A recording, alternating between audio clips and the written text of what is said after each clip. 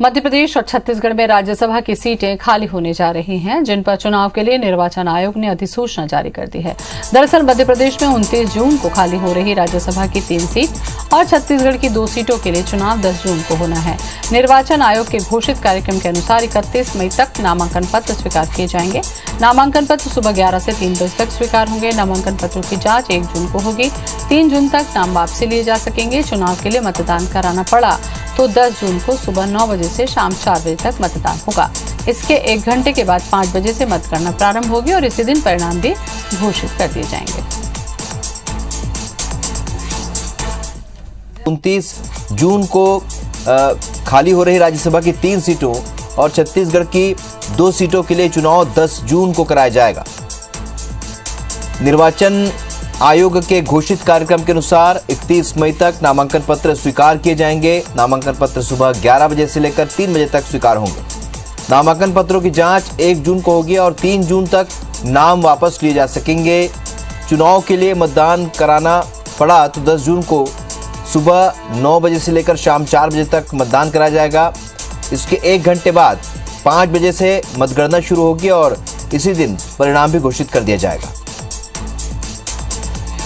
तो 29 जून को 3 सीटें मध्य प्रदेश में खाली हो रही है, तो छत्तीसगढ़ में भी 2 सीटें हैं।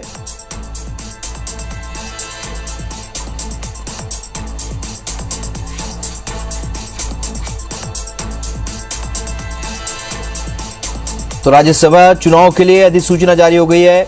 1 जून को नामांकन पत्रों की जांच होगी तो 3 जून तक नाम वापसी हो सकेगी। 10 जून को चुनाव कराया जाएगा। निर्वाचन आयोग के घोषित कार्यक्रम के अनुसार 31 मई तक नामांकन पत्र स्वीकार किए जाएंगे। चलिए, तो इस खबर पर हमारे 2 सहयोगी इस वक्त लाइव जुड़ रहे हैं। छत्तीसगढ़ से की खबरों के साथ राजेश मिश्रा और मध्य प्रदेश की अपडेट के साथ सुधीर हमारे साथ जुड़ रहे हैं। राजेश, आपसे जानना चाहेंगे, अधिसूचना जारी हो चुकी है अभी तक, लेकिन प्रत्याशी तय नहीं हुए हैं। ऐसे में किस तरीके से प्रक्रिया आगे बढ़ेगी? देखिए, सबसे पहले मैं बता दूं कि छत्तीसगढ़ की 2 राज्यसभा की 2 सीटें जून में खाली हो रही है। एक तो कांग्रेस की जो छाया वर्मा है, उनका कार्यकाल पूरा हो रहा है। भारतीय जनता पार्टी के रामविचार नेता में उनका कार्यकाल पूरा है। इन 2 सीटों के लिए राज्यसभा के 2 सदस्य भेजे जाने हैं और बहुमत के हिसाब से, विधायकों की संख्या के हिसाब से कांग्रेस के 2 राज्यसभा सदस्य चुने जाएंगे। ये पूरी संभावना है। तो इसके लिए नामांकन की प्रक्रिया जो है वो शुरू हो चुकी है। आज अधिसूचना भी जारी की गई है।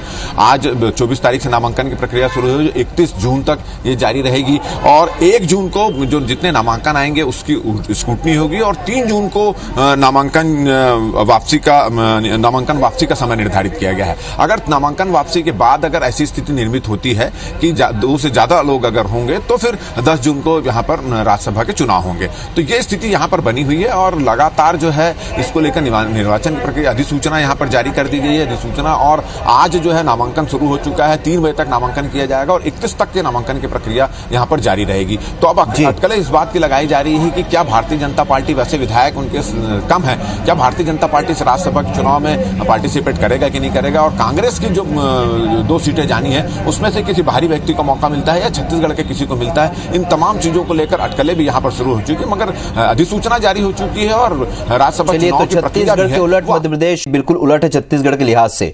ऐसे में नामांकन प्रक्रिया को लेकर क्या कुछ इस वक्त प्रक्रिया जारी है और साथ ही क्या कुछ तैयारी है बीजेपी की?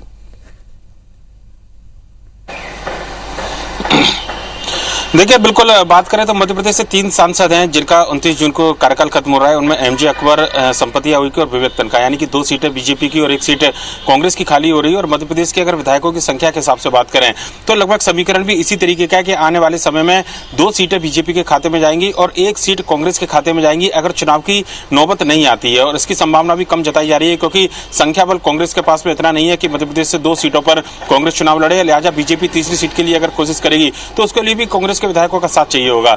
और ऐसे में कहना होगा कि मध्य प्रदेश में जो नामों को लेकर चर्चा है उस पर अंतिम दौर की चर्चा बीजेपी के अंदर जारी है। ये माना जा रहा है कि 2 सीटों पर से एक सीट केंद्रीय नेतृत्व के पास में जा सकती है और एक सीट के लिए मध्य प्रदेश से किसी नेता को उच्च सदन में पहुंचाया जा सकता है। इन नामों पर भी चर्चा की जा रही है, जिसमें अनुसूचित जाति वर्ग से लाल सिंह आर्य के नाम की चर्चा है। इसके अलावा एक और नया नाम हाल ही में निकल कर आया है जयवान सिंह पवैया का। जयवान सिंह पवैया खाटी हिंदूवादी नेता है और महाराष्ट्र के सह प्रभारी और राष्ट्रीय सचिव हैं। लिहाजा इस समय ना वो विधायक है ना सांसद, और ऐसे में माना जा रहा है कि शायद उनको भी राज्यसभा का मौका बीजेपी दे सकती है। कई और दावेदार भी सामने निकल कर आए हैं, उनमें कैलाश विजयवर्गीय, कविता पाटीदार, जो भी ओबीसी चेहरा है उनके नाम की भी चर्चा की जा रही है।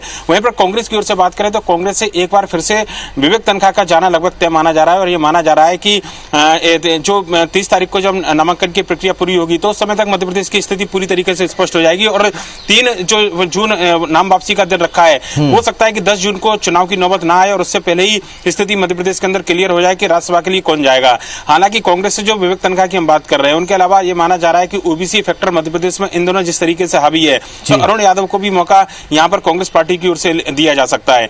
देखना होगा कि आज अधिसूचना जारी हुई है, लिहाजा 1-2 दिन के अंदर नाम फाइनल करने के साथ में जब नामांकन की प्रक्रिया होगी तो तस्वीर पूरी तरीके से साफ हो जाएगी कि मध्य प्रदेश से कांग्रेस से कौन नेता राज्यसभा के लिए जाएगा और बीजेपी किन 2 चेहरों को राज्यसभा में अपना उम्मीदवार बनाकर पहुंचाने वाली है। चलिए, तो 1-2 दिन में ये पता चल जाएगा। हालांकि अब नामांकन पत्र 31 मई तक जमा किए जा सकेंगे। आप दोनों का हमारे साथ जुड़ने के लिए बहुत बहुत शुक्रिया।